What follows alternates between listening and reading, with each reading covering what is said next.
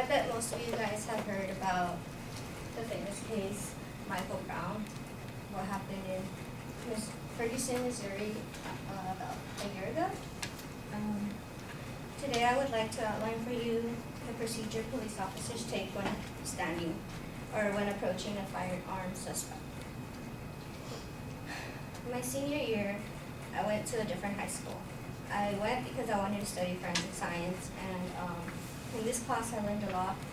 The teacher every time at the beginning of the class would always pull up the news, and he would make us watch the news and what's going on in the world. Throughout that year, I learned about the Ferguson case and what had happened and how some police officers are corrupted and take advantage of their role as a police officer. This is important to us because, well, if you're out in the street and a police officer approaches you, you don't want to be shot or hurt or anything. I will be talking about what a good cop does when approaching a firearm suspect, what a bad cop does when approaching a firearm suspect, and the Ferguson case. Police officers have a certain procedure they take when approaching an armed suspect, and in order to be successful, they need to follow the right procedure. When approaching someone who's either holding a gun or indicating that they have one, police are trained to take cover and at a safe distance and create a barrier between themselves and the other person. This usually means ducking and covering behind something, like a car or a building. For example, when a police officer is chasing after another with a firearm, they would hide behind a cop car and duck and then shoot. Right? You wouldn't just shoot up and up because you'll get hurt by the other person. Next, police officers should draw their weapons and command the suspect to drop their gun and get on the ground. The dialogue that happens between the officer and suspect is what some experts call the most important part. This dialogue is because if someone surrenders, the police officer doesn't have to shoot and nobody will get hurt. If the suspect does not surrender, someone will get hurt. After that, the suspect either will get taken into custody, but if the suspect refuses to drop the gun, then they continue to point at the officers, then the officers will shoot. If the police officers do not follow the procedure, then nothing good will come out of the situation. The way a police officer feels is a big part of why the police officers do not follow the protocol. Some police officers will when the armed suspect is pointing at them, they'll think, oh, I'm in danger, so I have to use my gun. Others won't think they're in danger. Chuck Dargo, a former police officer, said, what it comes down to is what a police officer feels at the time. If the officer is a fear for his life, he can use deadly force to thwart the threat. A police officer has the right to shoot if they feel they are threatened, but they also have the right to taser them. Research has shown that the suspect who comes within 20 feet of any police officer can inflict them before the cop has time. So that's like, if they're 20 feet apart, it won't give the police officer enough time to react and get their gun out, and they'll get hurt by the suspect. In the Michael Brown case, which happened about a year ago,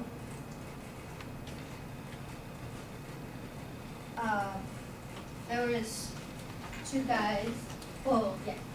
This police officer was the one that was called to the scene. He was called because there was two black males who had done a robbery at a former local store because of some cigarettes. The officer was driving up to the place, and Michael Brown and his friend were there. Throughout that time, the officer Wilson, which was Wilson, he stopped the two guys because he thought they were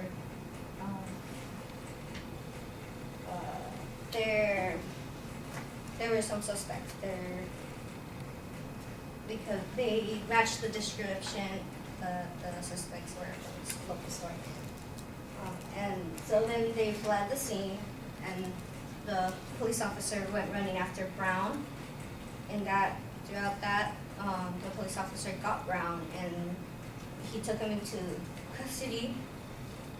But before that, I guess they were struggling, and that's when firearms were shot. The police officer's gun got shot. Well, he had 7 shots. Some of them were near the car door, and then these are evidence examiners did on the police officer's clothes, saying that Brown was in fact near the police officer when he was killed. I'm going to show you some videos of what a good cop should do and what a bad cop should do when being near a suspect.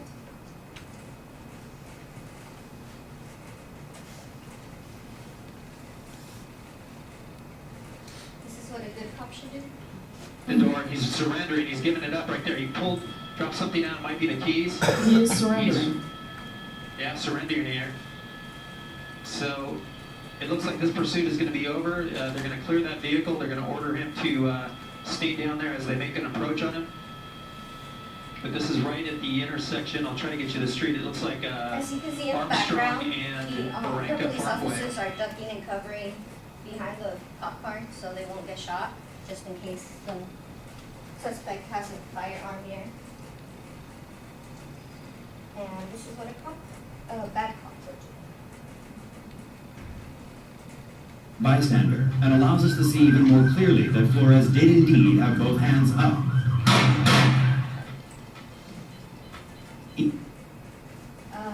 In this video, the police officers do not act correctly. The guy actually just stood up and surrendered, but the police officers kept on shooting.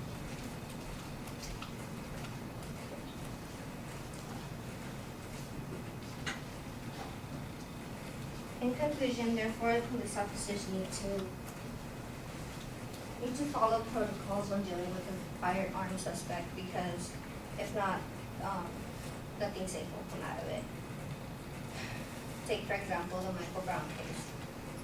This is why we should act right and when the police officer is approaching you, because if you're like acting like you're hiding something, the police officer will immediately take out his gun and shoot you, or if you're acting right, they would just come up to you nicely. That's my presentation.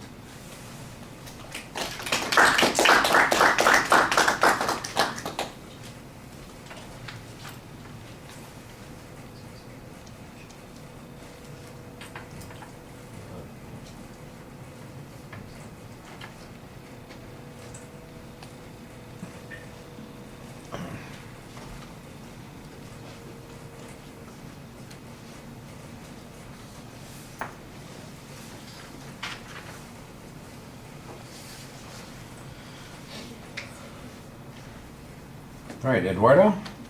He's not here. Okay. So it'll just be me.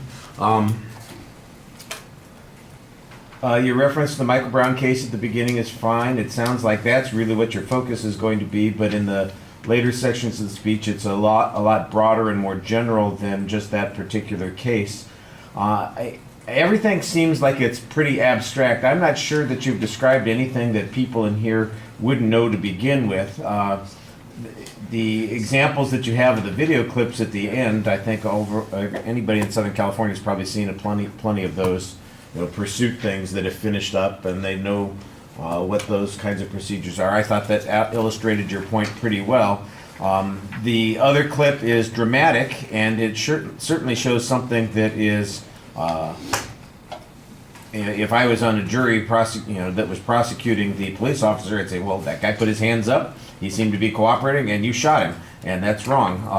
But that doesn't really explain why that happened in that particular situation. You make it sound like it's just, well, it's a bad cop who's not doing the right thing. But there's got to be some, because that happens 100 times a day, that there's a cop who confronts suspects all the time. How come they're not shooting them all? Are you saying that they're only an occasional bad cop, or you're saying that there's something in the context of the situation that's different, that one followed the procedure and one didn't? That was clearly an illegal shooting in that particular situation. But are you saying that's because he wasn't behind the car? Your description of the context seems to ignore the variations that are going to happen in the ways people confront each other. And as an example, your description of the whole Michael Brown incident is kind of unclear as to what happened, how the police officer showed up, how he confronted Brown, what the situation was. I don't think you gave a very accurate description there. So how are we supposed to know whether that was a proper shooting or an improper shooting? And at the end, you never tell us when it comes to that particular case how it was resolved, except that you do make a reference to the prosecutors, or excuse me, to the investigators saying from the pictures that you showed, they determined that there was some confrontation that went on. So did that mean that the shooting was proper because there was a physical altercation? By the way, you showed those pictures and you never explained what it is that we're supposed to be seeing in those pictures. And I thought that was a little bit strange. So I got a picture of the inside of the door. What am I supposed to be looking at there? I got a picture of some clothes and one piece of clothing is torn. Was that the suspect's clothes? Was that the police officer's clothes? What are we looking at? I got two pictures of the police officer at the bottom. Is he injured in some place? Where's the injury? What happened? I don't know. I don't get any reference. I just got those pictures in the background, and I think that's a little bit problematic. At the beginning, you've got a preview that seems like it's going to structure the speech, but in the body of the speech, it's really just at the end that you talk about what's going to be, what the right procedure is and what the wrong procedure is, and then it's just the two video clips. So I thought that seemed a little strange that you set it up that way. And there's not any explanation about how those procedures were arrived at, what the training consists of. There was one quote that I heard in the presentation, and other than that, I didn't really get a lot of source citation, so I think that that's a little bit problematic. I did think that you showed the images in an appropriate way, and I thought that the video clips were carefully edited, so we had just the right amount of time on those things. I thought that you did a good job on that. There's a lot of reading, and then sometimes when you aren't reading, you go off on a description, but your description is not very focused. It seems to wander a little bit, and as a consequence, I'm not sure you're getting the point across that you're trying to help us understand on these things. So you do a couple of things well. I thought the introduction was working pretty well, and I liked some of the video stuff that you put into the presentation. But everything else needs some work. You need to do a little bit more research. You need to have more control over the organization, and you need to maybe make your explanations clearer. All right. Thank you.